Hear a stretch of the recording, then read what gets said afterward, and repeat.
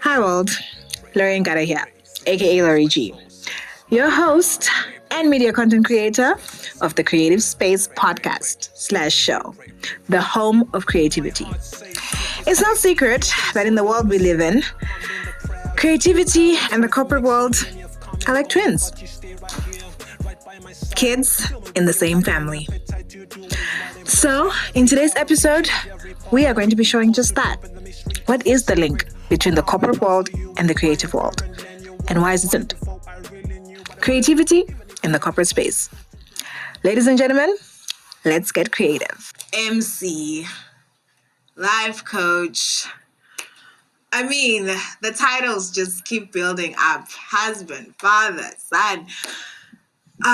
This gentleman has really pioneered where we are as a country in the creative space and beyond.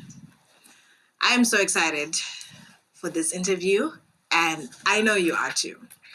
Ladies and gentlemen, our guest for today on episode 3 of the Creative Space podcast, Mr. Thamsanqa Sibandze, aka KrTC. Yeah. welcome Thank to you. our show. Thank you. Coming into your music career still. All right. You've achieved so much when it comes to the music space, from hosting big artists and making music that, impacted our generation. What can you say, looking back at it now, is your biggest music milestone or the biggest achievement in your music career? Being able to create music. That is the first, you know what I mean, sort of just like layer.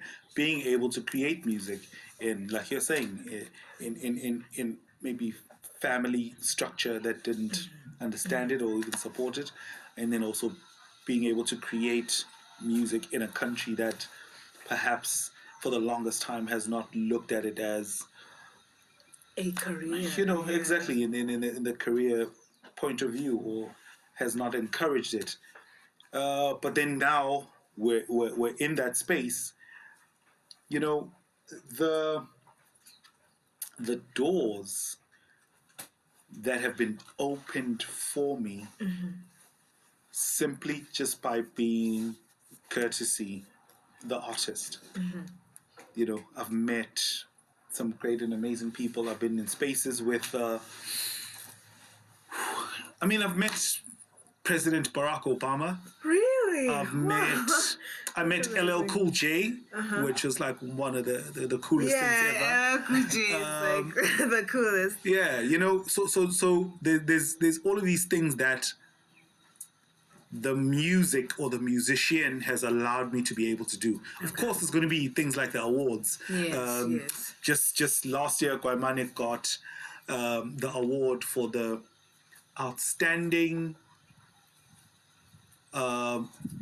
classic of all time. Yeah. Which it is. So exactly. So basically, within this generation of music or musicians, music that has been released, Guamani has been like one of the most impactful, like you mentioned, transcendent generations.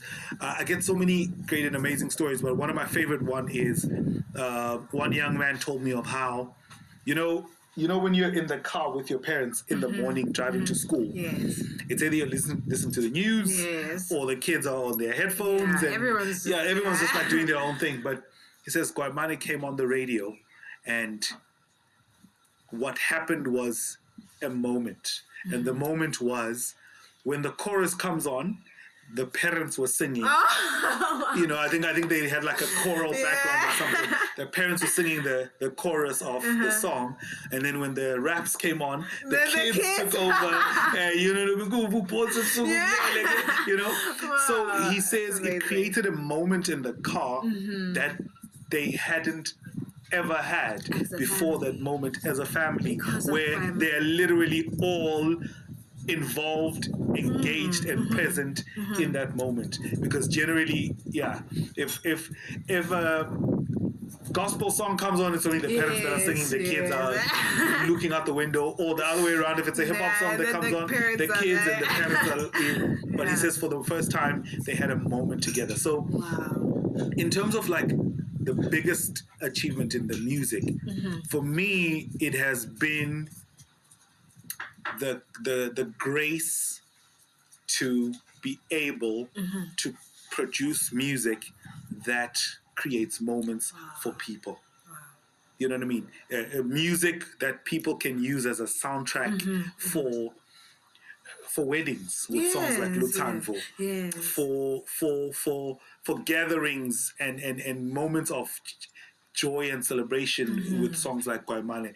That for me has been the biggest musical achievement. Wow. I love how you have defined your biggest musical achievement as your journey, like, and how we as the listeners fit into that journey. You're definitely a big part of it. Yeah, there is this. It's not as beautiful. It's not as impactful. It's not as purposeful without the end user, who, when it hits their ear, it goes straight to their heart, and it inspires and motivates and moves them one way or the other. Yeah. Because most musicians are like, oh, my biggest achievement was my Grammy Award, what, you know. But for you, it's like just the privilege to deliver the message that God has placed on your heart through your music. Absolutely. Wow, that's deep. That is so deep. And now, as we are talking about music, we will obviously have a lot of local musicians watching this. And what can you say to them can help in the form of help and assistance and advice, right? How can you advise them in as far as how they can transcend from being musicians to creatives like yourself? Because obviously we've seen you transcend from music artists to everything that you mentioned before. So they want to follow in your footsteps. What can you say to them in as far as taking up that space to say, yes, you're a musician, but that shouldn't be where you should end. You know, you should transcend into the creative space. I think it goes back to something that I said earlier, that I live in the space of constantly asking myself the question, what else can I do? Okay. What else? What else? How else can I express myself? Because for me, that is exactly it. It was a case of, the music or the musician exists. Okay. How else can I express myself? I can stand in front of people and speak without the music. Great. Okay.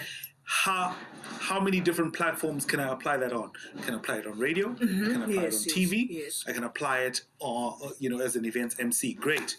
I already have the ability to sit down and write, or to capture my thoughts in written form. Okay. So why not then be able to write a book?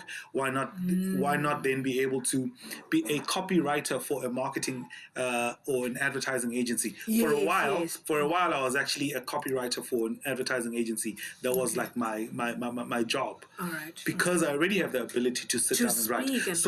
So take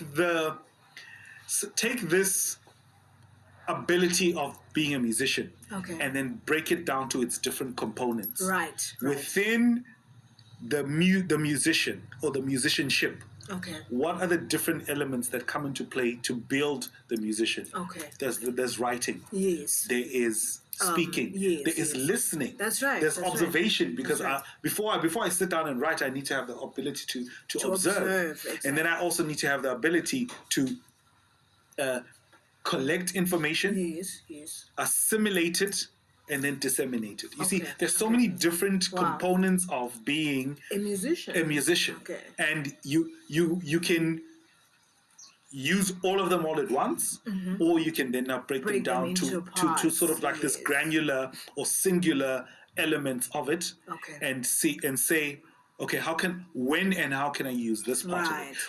When and how can I use the writer? When and how can I use the speaker? When and how can I use the observer? When and how can I use the listener? The listener. You know what I mean? So that's how. Speaking of using the listener, that's how I'm able to be a life coach. It is based on the ability to sit down, listen, observe, pay attention, feel, connect what you're hearing to the emotion, and then be able to then come out of there and give somebody a different or fresh perspective. So it's all these different components of being a musician that have now been broken down to their singular elements that are now being that are carrying me in different seasons and in different platforms in different rooms. Right. And I think that's what is applied really in the entertainment industry as a whole, right? Because we see that many musicians step into modeling, they step into, being brand ambassadors. Now we've got the influencer culture. Exactly. Yeah. So as a local musician who's watching this, break it down. Break it all the way down. Mr. KrTC has showed us, and see yourself being a creative. Maybe you have an interest in food, you Absolutely. are a musician, but you start your food blog on the side. You love to write. You become an online writer on the side outside of your music. And I think it also comes to how they can collaborate. Maybe if they don't have that aspect in them, you can collaborate with others who have that aspect. Absolutely. And make it work. Yeah. I mean, there's a Jamaican artist who, I mean, he's got millions of views on TikTok and on YouTube and Instagram, and he does exactly that, where he'll just take a plate of fruits and veggies and start rapping or rhyming about the food and its nutritional value and whatnot. But because it's done so artistically, it's so captivating. You know what I mean? At the same time, he's educating us. He's educating us, but he's also using his ability. So, and then this is where also, for instance, we've broken down the musician into its different components. Okay. Now we're looking at the ability to stand up in front of people and speak. Yes. So there's radio, there's TV, and then there's the events MC. Okay. Within the space of being the events MC, one of the things that I always encourage is if you're a comedian, or rather, when a comedian is asked to MC, you best believe they're going to be slinging jokes. You know what I mean? It's going to be a funny program because they have invited the perspective of a comedian onto their program. Into the space, For me, as a hip hop artist, as a deep thinker, as a poet, I'll also bring in that into my program directing, into my MCing. Okay. So and I love that, exactly it. Whatever your superpower is, Carla Harris says, on it. Bring all of you. Every room that you're invited into, bring all of you. Oh, well. We'll be back after this.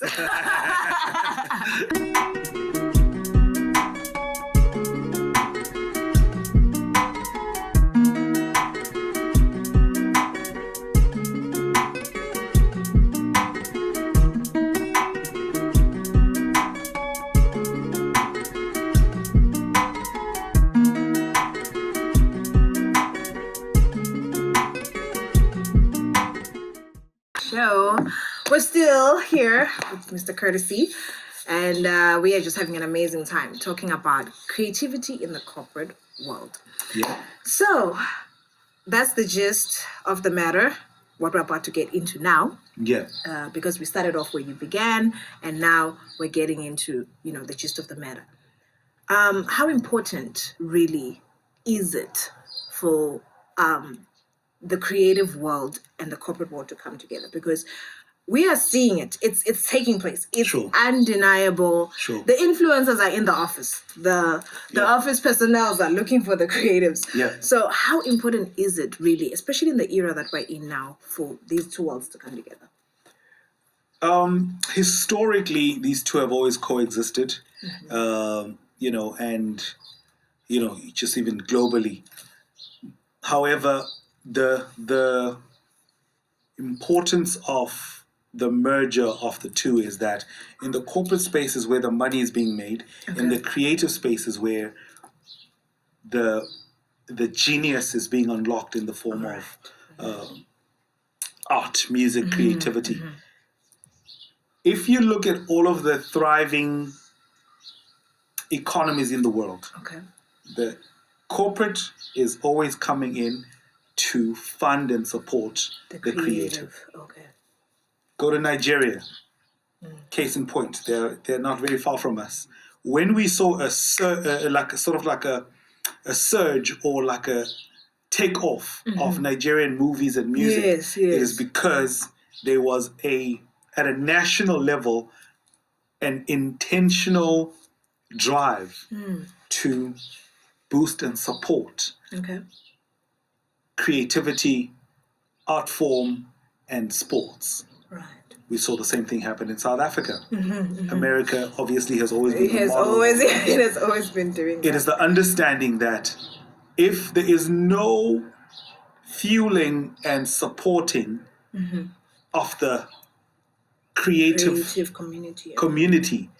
who's going to tell our stories? Who's going to put us out there Okay. in the way that we would prefer? Because if we don't, somebody's going to come here and tell our story from their perspective. That's true. But if we're not empowering the creative community to write the books, to sing the songs, Do the poems. to recite the poems, we are shooting ourselves on the foot because we are muting ourselves and not allowing our voices to be heard through the people who represent us and who we are and where we come from in a way that is unique and authentic to us.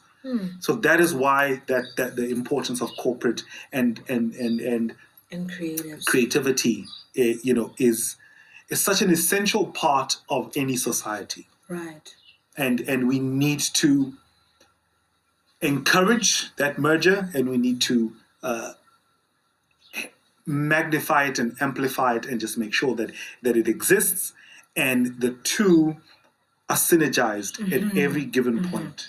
That is so true, because what I'm catching from this is like the corporate and the creative, they're like on a balance scale. Yeah. So if one is outweighing the other, it's not gonna balance. It's not gonna work. Balance. And even when we look at what BMW did in South Africa, Sure. I think it was that old lady, I forgot her name, the one who does the paintings, right? Yeah, with the Ndebele Yes, artwork. Exactly. It's not necessarily BMW. I think it even went as far as Rolls-Royce. Yes. She went as She far as actually Rolls-Royce, did her artwork on that car. Yeah. And everyone was amazed because now we saw the beauty that, okay, these guys in the corporate space have seen her work and they've decided to involve it Absolutely in their next big, campaign. And it was a huge, huge success. Because in the space of customizing a car, you can only do so much. You can only put so many wheels on a car. You can only put so much leather seats on a car. Yeah, that's right. But the next level of customization is,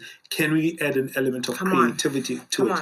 And especially when it's freehand, it means it's done once and can never be duplicated. It can never be done again.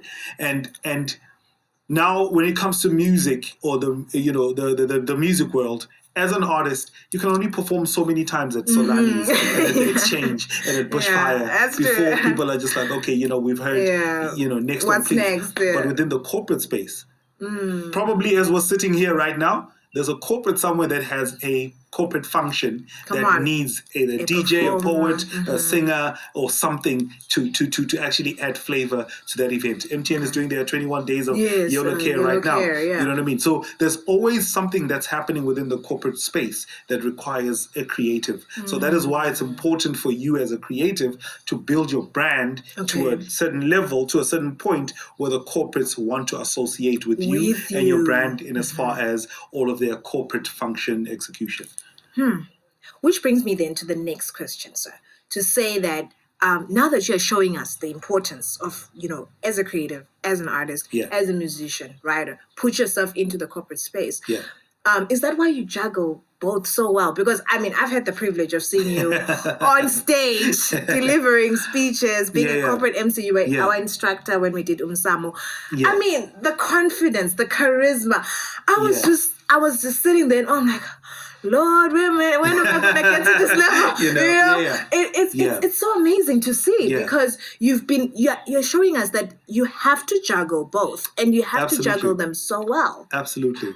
We can never overemphasize the importance of that. And, you're just talking about, you're watching and observing and saying, when will I ever unlock that you being in this space right now you're doing exceptionally well, by the way. You know, just to give you your flowers on your Thank platform, you. you're doing exceptionally well because I'm enjoying the conversation and there's richness that is being drawn out because you're driving the conversation That's right. as you know, as the host and as the one who's posing the questions.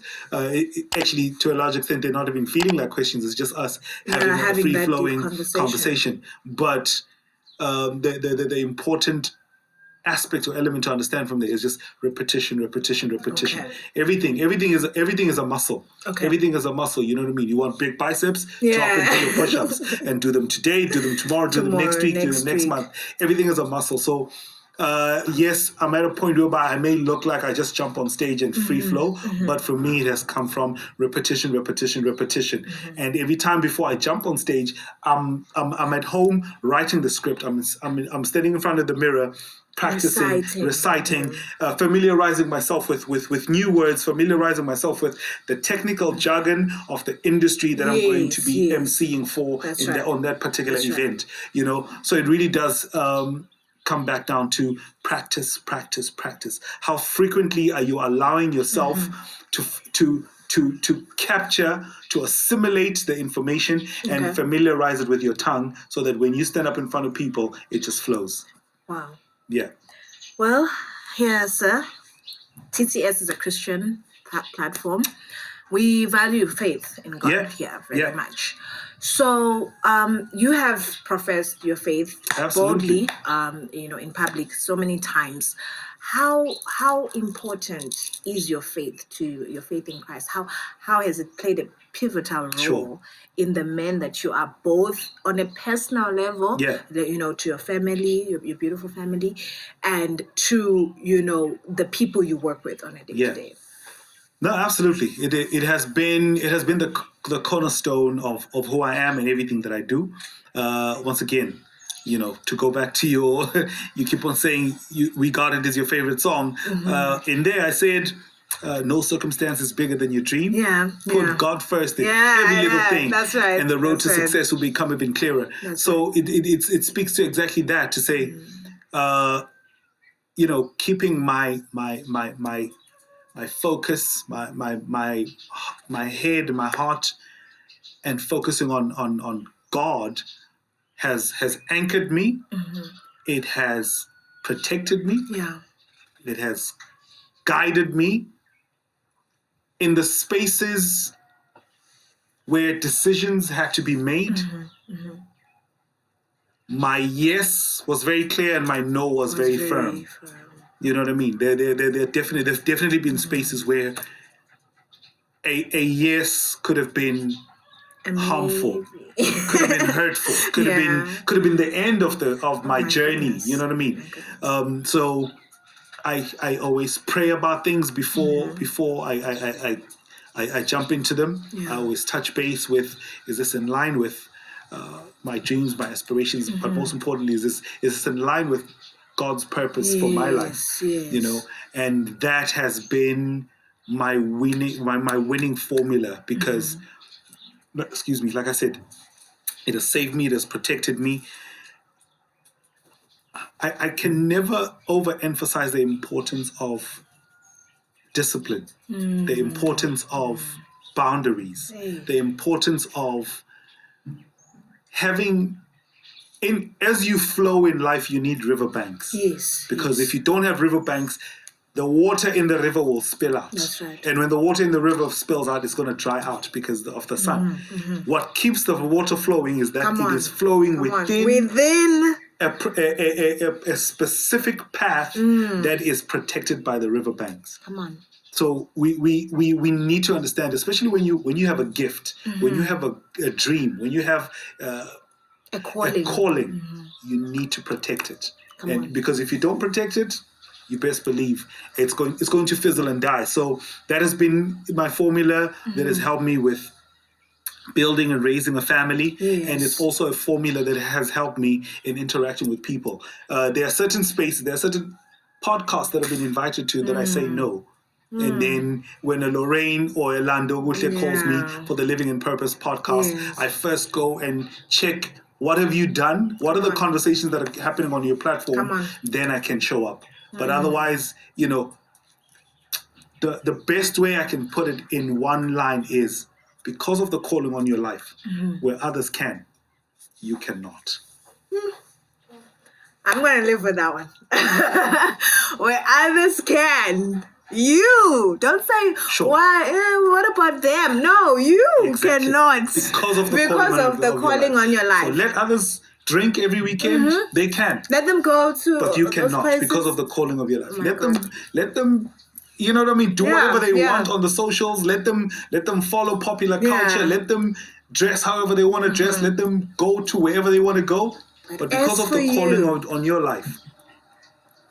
You know, as you were speaking, sir, I just heard this line that said, discipline does not equal restriction. No. Like It's actually protection. Exactly, it's protection. Because we have lived in a generation where we're told, do as you please. Yeah. You know, Yeah. go ahead. Yeah. No one is gonna judge you. But the truth is, God will judge you. And he will want to see were you a good steward with his gift or not. With the gift that you were given, yeah. You know, like I always love to bring this to the table. Having been the first time I showed up, I was on television. I was 16 years old. I was still in high school. But to have been able over all these years, I don't drink, I don't smoke, I don't do drugs, and I haven't. The words of CM Punk. Even over all these years, because I decided to protect my gift. I've seen people fall off over the years along the way because of drinking, smoking, of drugs, and because of lack of discipline. But I said, as for me and my house, My God. as for me and my gift, as for me and my story and my journey, where others can, I will not. I choose to I choose voluntarily. not to. Yeah. Wow. This is deep. This is deep. And I'm so glad we're having this conversation, sir, with you, because you are a person that no one can refute, the success that you've made. I mean, no one can, both in the corporate and creative space. So you saying these words is so powerful, even for our viewers, because they will be able to see that, okay, it means There's if a I want to formula. achieve some form of success, I have to walk the path. I have to walk the narrow path rather than the wide path. Because some of the choices we make, really, and most of the choices actually we make, will either haunt us in the future or they will put us in a better place. Yeah. So I'm so thankful we were able to have this conversation on that as well. Yeah. Looking at role models, are there any people in your life that you look up to in your career and in your work? I look up to me 10 years from now. I sit from where I'm sitting and I look, who do I want to be 10 years from now? Okay. What do I want to have done? What do I want to have achieved? Visualize what my life looks like 10 years from now. And then I play it back from where I am. If 10 years from now, I've got big biceps, I need to start dropping now to do my push-up. Looking at role models, are there any people in space absolutely. that you look up So to? besides me 10 years from now, who says, if I want to have 10,000 10 years from now, I need to have the discipline to save 1,000 a year, every year for the next 10 years. So that I can have 10,000 10 years from now. But I do also have people like Proverb from South Africa. Oh, shout out! You know what I mean? Yeah. When you look at his trajectory and mine, there's a lot of similarities. Yeah. So also started out as a rapper. Then now he's into radio. He's on TV. He's on radio. I mean, the similarities are actually quite clear. He hosted a number of seasons of Idols in South Africa. Idols, I hosted MTN Spotlight's talent search competition this side. He's a published author, so am I. Actually, when I first got the contract to do MTN Spotlight, I went to Pretoria to watch the live recording of Idols. Wow. Just so that I can watch him, learn from him and see what he does, as a build up to the show. And then most importantly, after the shooting, I had a meeting with him. Took about 10 to 15 minutes, but I got everything that I needed to get from that conversation. And so he's always been just like an inspiration. And one time I tweeted to him and I said, shout out, bro. I look up to you. He tweeted back and he said, aim higher. Wow. Aim higher than me. Than me, Yeah. Outperform everything that I do so that we can keep each other motivated. Wow. Iron sharpens iron. I was like, bet.